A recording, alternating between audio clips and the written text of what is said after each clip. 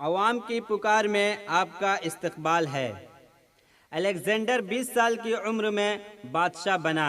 23 سال کی عمر میں مقدونیہ سے نکلا۔ اس نے سب سے پہلے پورا یونان فتح کیا۔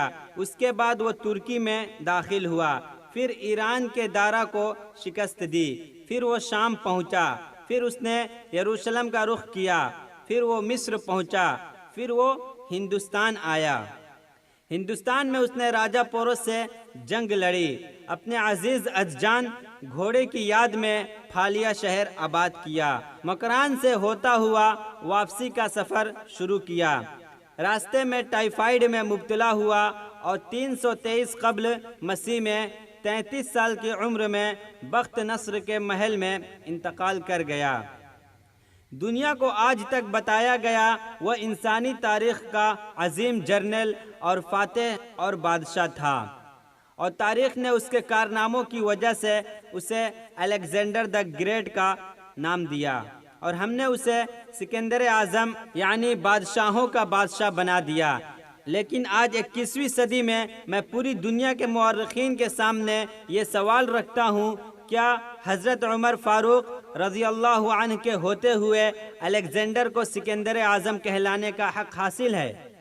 میں دنیا بھر کے مورخین کو سکندر اعظم اور حضرت عمر فاروق رضی اللہ عنہ کی فتوحات اور کارناموں کے موازنے کی دعوت دیتا ہوں۔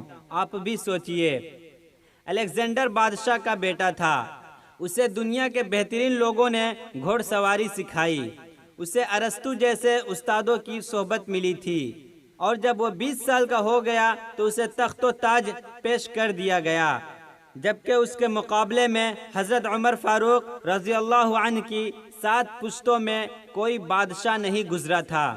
آپ بھیڑ بکریاں اور اونٹ چراتے چراتے بڑے ہوئے تھے، اور آپ نے تلوار بازی اور تیر اندازی بھی کسی اکیڈمی سے نہیں سیکھی تھی۔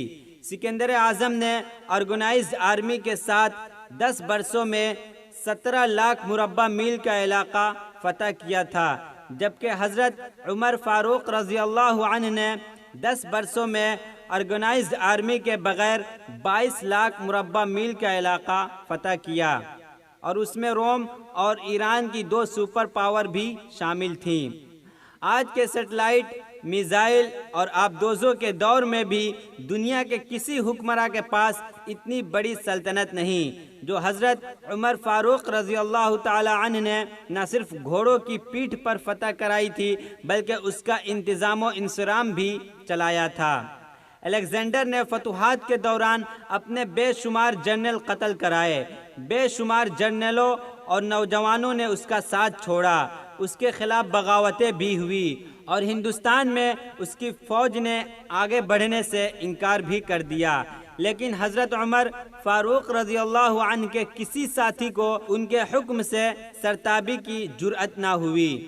وہ ایسے کمانڈر تھے کہ آپ نے عین میدان جنگ میں عالم اسلام کے سب سے بڑے سپہ سالار حضرت خالد بن ولید کو معزول کر دیا، اور کسی کو یہ حکم ٹالنے کی جرأت نہ ہوئی۔ آپ نے حضرت سعد بن ابی وقاص کو کوفے کی گورنری سے ہٹا دیا۔ آپ نے حارث بن کعب سے گورنری واپس لی۔ آپ نے حضرت عمرو بن عاص رضی اللہ عنہ کا مال ضبط کر لیا، اور آپ نے حمص کے گورنر کو بلا کر اونٹ چرانے پر لگا دیا، لیکن کسی کو حکم عدولی کی جرأت نہ ہوئی۔ الیگزینڈر نے 17 لاکھ مربع میل کا علاقہ فتح کیا، لیکن دنیا کو کوئی نظام، کوئی سسٹم نہ دے سکا، جبکہ حضرت عمر فاروق رضی اللہ عنہ نے دنیا کو بہترین سسٹم دیے۔